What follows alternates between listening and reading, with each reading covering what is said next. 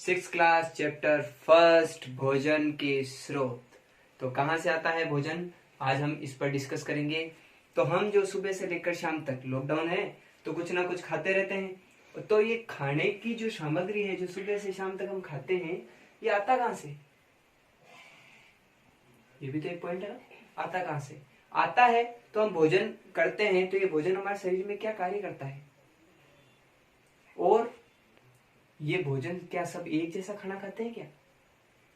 तो कितने प्रकार के जीव होते हैं, भोजन की क्या क्या सोर्स होते हैं, और इस भोजन के आधार पर हम किस प्रकार बटे हुए हैं, यानी जीव जंतु कैसे बटे हुए हैं, इस बारे में आज हम डिस्कस करेंगे।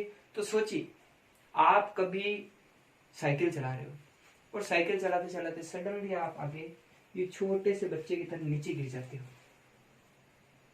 और जब आप नीचे गिरते हो तो क्या होता है, खून आता है, लग जाती है। तो लगने की स्थिति को तैयार करना कौन करता है? भोजन। कैसे करता है, क्यों करता है? इन्हीं सवालों के जवाब के लिए बने रहिए रमन क्लासेस #प्रवीण के इस वीडियो के साथ।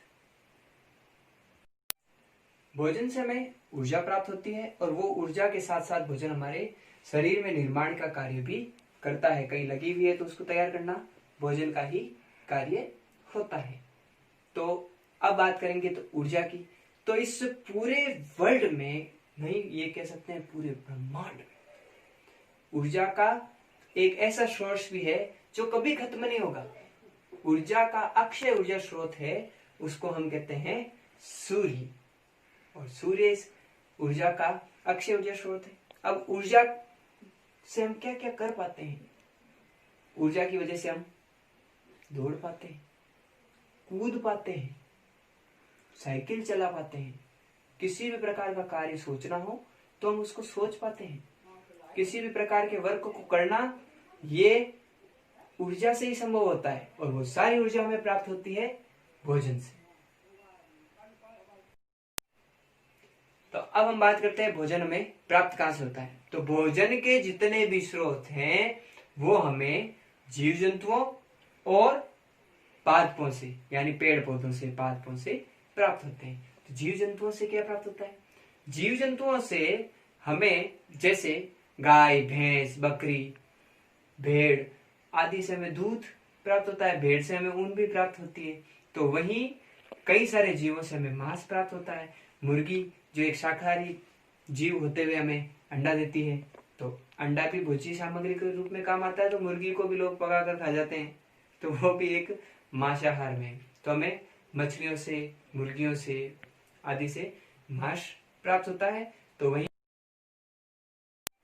भोजन के रूप में हमें पादपों से अलग अलग प्रकार की सामग्री प्राप्त होती है, क्योंकि पादप सभी एक प्रकार से भोज्य सामग्री उत्पन्न नहीं करते। सभी पादपों के अलग अलग भागों से, अलग अलग जड़ों से, तने से, पत्तियों से, और उसी प्रकार फलों से और फूलों के रूप में भी हमें अलग अलग सामग्री प्राप्त होती है। तो आइए बात करते हैं क्या क्या प्राप्त होता है। जैसे बीज के रूप में बात करें तो हमें चना है, मक्का है, ये इत्यादि प्राप्त होते हैं। और उसी प्रकार फल के रूप में आम है, सेब है, केला है, अमरूद है।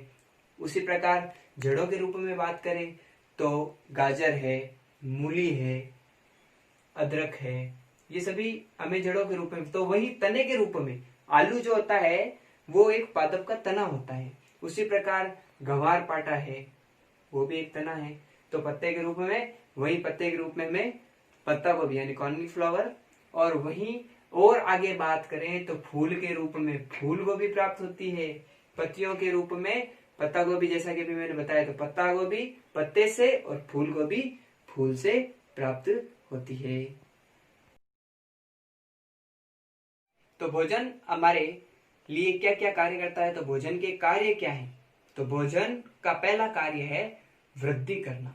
वृद्धि कैसे करना? कि पहले मनुष्य एक छोटे बच्चे के रूप में था, फिर वो और बड़ा हुआ, थोड़ा सा बड़ा हुआ तो बाल्यावस्था में आया, बाल्यावस्था से फिर किशोर अवस्था, किशोर अवस्था से एक वयस्क व्यक्ति बनता है, और एक समय ऐसा आता है कि बूढ़ा होकर मर जाता है। तो ये सारा जो विकास का जो क्रम होता है इसमें भोजन सहायक होता है। भोजन हमारे शरीर में रोग प्रतिरोधक क्षमता बढ़ाने के लिए भी सहायता प्रदान करता है, जिसकी वजह से हम किसी भी प्रकार के रोग से, वायरस से लड़ पाते हैं। अगर ये हमारे शरीर में नहीं हो तो हम किसी भी वायरस से लड़ नहीं सकते।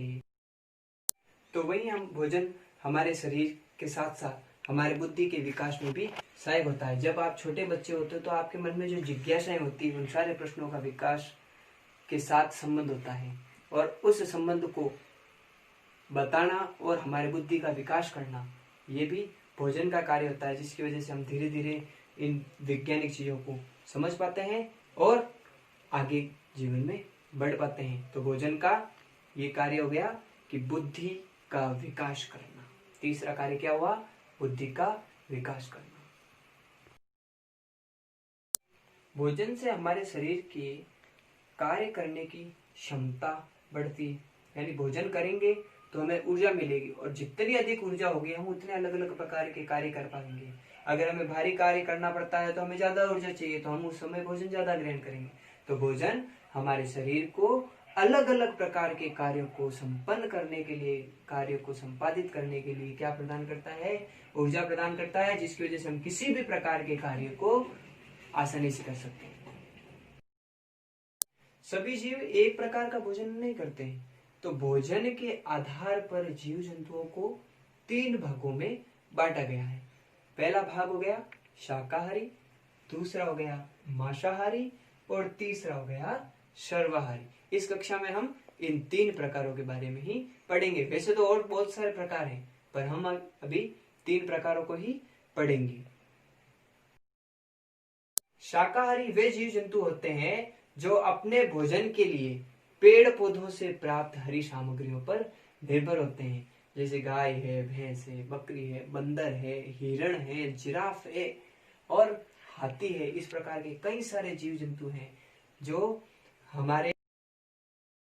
भोजन के लिए पेड़ पौधों पर निर्भर होते हैं। पेड़ पौधों से प्राप्त होने वाली सामग्रियों को ग्रहण करने वाले जीव शाकाहारी जीव कहलाते हैं।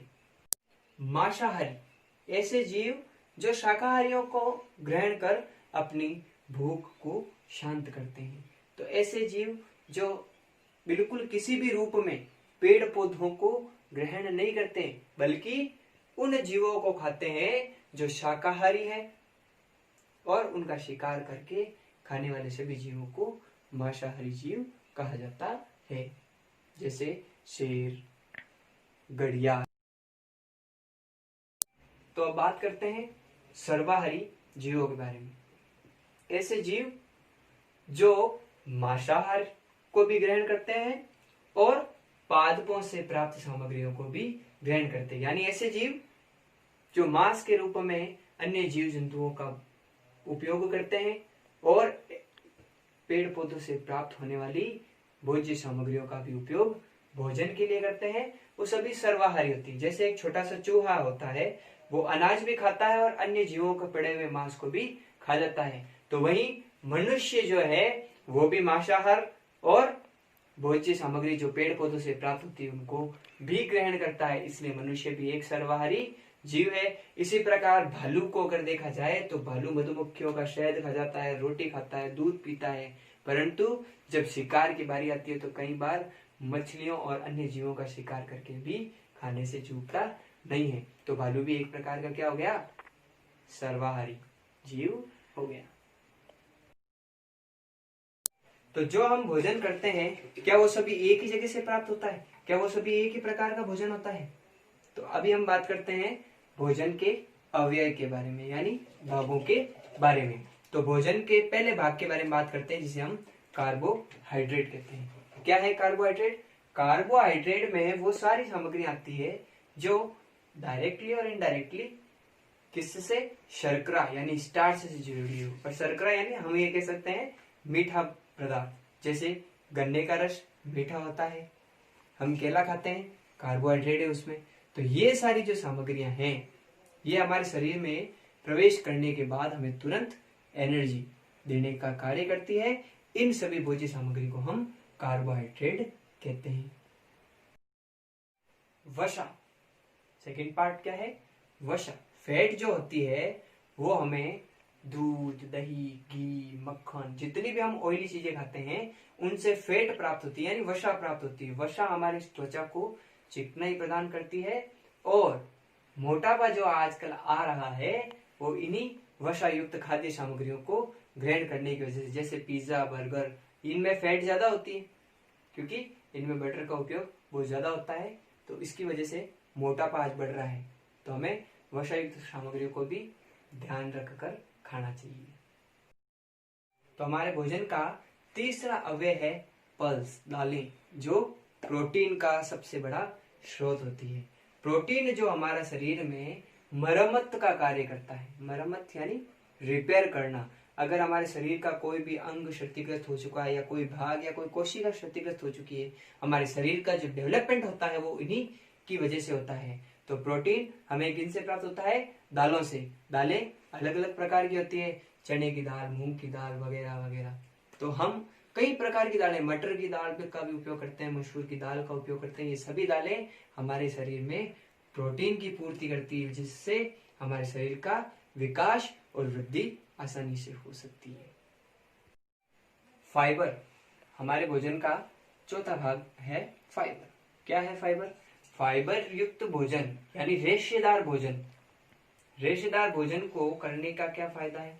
पहले हम ये पता करते हैं कि रेशेदार में क्या आता है। पालक, चंदलिया, जो हम मुख्य रूप से आयरन युक्त पदार्थ होता है और रेशेदार भी होता है। इन सारी रेशेदार सामग्रियों को ग्रहण करने से जो हमारी ईसोफेगस है, यानी जो इससे हमारा भोजन अंदर जाता है, ग्रास नली, उसमें किसी भी प्रकार की क्षति हो तो उसको रिपेयर करता है और हमारे पाचन क्रिया को मजबूत बनाने का कार्य कौन करता है?